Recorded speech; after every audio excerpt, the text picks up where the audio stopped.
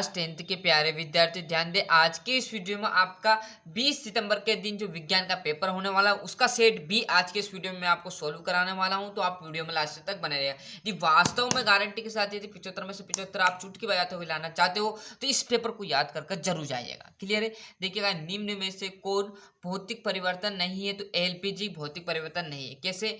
देखिएगा, नमक का पानी में घुलना, बर्फ का पिघलना, खोलते पानी में जलवायु बनना, है ना। तो ये सिर्फ एक अगल प्रक्रिया है, बाकी जो भौतिक परिवर्तन नहीं है तो एलपीजी। बाकी सब क्या है? भौतिक परिवर्तन है, क्योंकि बर्फ का पिघल कर जल बन जाना एक भौतिक परिवर्तन है, और नमक का पानी में घुलना बिल्कुल एक भौतिक परिवर्तन है, परंतु एलपीजी एक गैस है, ये भौतिक परिवर्तन नहीं है। क्लियर है। दही में पाया जाता है, तो सभी को पता है लैक्टिक अम्ल पाया जाता है। दूध दही में जल का पीएच मान होता है, सभी को पता है 7 से कम भी नहीं रहेगा, 7 से ज्यादा भी नहीं रहेगा। देखो समझिएगा, जितना मैंने टिक मार्क लगा दिया, जितना हो सके समझिएगा, रटना नहीं है। मनुष्य में उरक तंत्र का एक भाग है, तो उत्सर्जन। पादप में जाइलम उत्तरदायित्व है, तो जल का वाहन द्वारा। दो तंत्रिका कोशिकाओं के मध्य खाली स्थान को सिनेप्स कहा जाता है। रिक्त स्थान देखिएगा, किसी रासायनिक अभिक्रिया का समीकरण के रूप में प्रतीकात्मक निरूपण डेडेस कहलाता है, तो रासायनिक समीकरण कहलाता है ना। अम्ल एवं क्षार एक दूसरे को उदासीन करके लवण एवं का निर्माण करते हैं, तो जल का। सिंपल है। धात्विक ऑक्साइड प्रिय होते हैं, तो क्षारीय होते हैं। वे सभी प्रक्रम जो सम्मिलित रूप से अनुरक्षक का कार्य करते हैं, जैव प्रक्रम कहलाएगा। हमारे शरीर में नियंत्रण एवं समन्वय का कार्य किसके द्वारा होता है, तो एक तो तंत्रिका तंत्र द्वारा और हार्मोन्स द्वारा।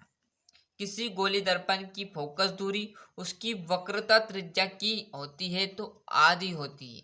क्लियर है। दोगुनी भी नहीं होगी, है ना। और जस्ट यहाँ पर देखिएगा सही जोड़ी, है ना।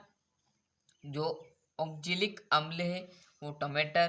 प्लास्टर ऑफ पेरिस की बात की जाए तो CaSO4 1 और बट्टे में 2H2O।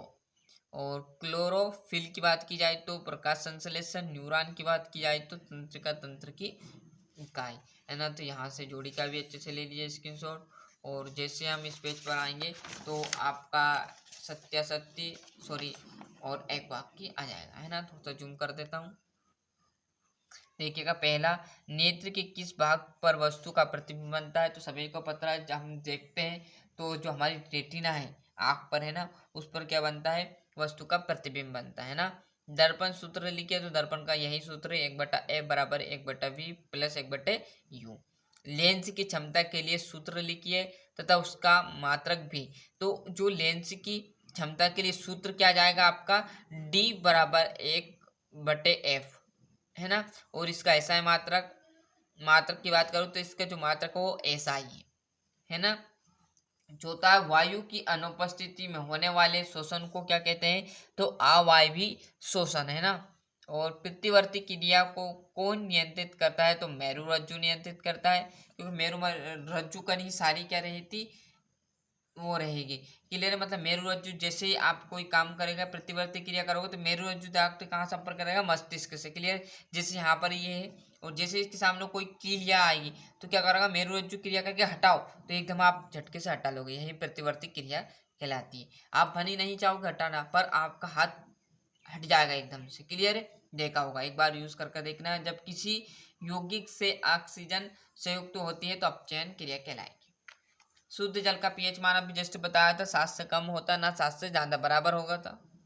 स्वस्थ मनुष्य के लिए स्पष्ट दृष्टि की न्यूनतम दूरी 20 सेंटीमीटर। भैया गलत है, क्यों? क्योंकि 25 सेंटीमीटर की लगभग दूरी होनी चाहिए। 20 से आप अंधे हो सकते हो, दिखाई कम देगा, धुंधला धुंधला, इसलिए 25 सेंटीमीटर लगभग क्या रहनी चाहिए हमारी किताब और हमारी जो आंखें, इनकी डिस्टेंस जो दूरी है वो 20 से 25 सेंटीमीटर, मतलब करेक्ट 25 सेंटीमीटर राइट आंसर रहेगा, परंतु यहाँ 20 दिया तो ये असत्य होगा। मुकुलन द्वारा आलेखित जनन इष्ट में होता है, बिल्कुल सत्य रहेगा। बाकी तीनों आपके सत्य रहेंगे। यहाँ से आपके 2-2 नंबर के रहने वाले, तो इनका भी अच्छे से यहाँ से स्क्रीनशॉट ले लीजिए। और जो आपका प्रिंटेड नोट्स है, आपने जहाँ से पढ़ाई की वहाँ से प्रिंटेड नोट्स में से इन क्वेश्चन को याद जरूर कीजिएगा।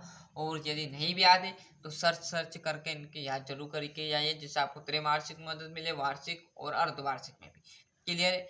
यहाँ से देखिएगा, अच्छे से स्क्रीनशॉट ले ली, सब 2-2 नंबर के अम्लों को परिभाषित की और अधिकतर चीज़ें आपको चैनल पर भी मिल जाएंगी क्लियर, परंतु पूरी चीज़ें आपको चैनल पर नहीं मिलेगी। इसलिए मैं जहाँ से आपने प्रैक्टिस की वहीं से आप करोगे तो बेटर रहेगा।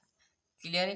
और 14वां क्वेश्चन के बाद जैसे इस पेज पर आएंगे तो आपका 15वां उत्तल दर्पण के 2 आपको उपयोग लिखने, ग्रह क्यों नहीं टिमटिमाते, है ना। यहाँ से देखिएगा, अच्छे से मेहनत कीजिएगा, जितने अच्छे से आप मेहनत करोगे ना उतने अच्छे से आपके अंक आएंगे। क्लियर है। और 9th से लेकर 12th तक के पेपर प्रोवाइड हो रहे हैं। यदि कोई भाई 9th 10th 11th 12th में हो तो चैनल के लिंक जरूर पहुंचाइए, जिसके द्वारा वो उनकी क्लास के पेपर देख सके आसानी से। क्लियर है। ये आपका 23वां क्वेश्चन हुआ। तो इस प्रकार मैंने आपको जो यहाँ पर क्लास 10th का जो पूरा सोल्यूशन था A to Z वो मैंने आपको बता दिया। आज के लिए इतना ही, मिलते हैं इसके नेक्स्ट वीडियो में। और अभी तक चैनल सब्सक्राइब नहीं किया तो फटाफट आप चैनल को सब्सक्राइब कर लीजिए, साथ ही साथ नोटिफिकेशन ऑन करते चलेगा। आज के लिए इतना ही, मिलते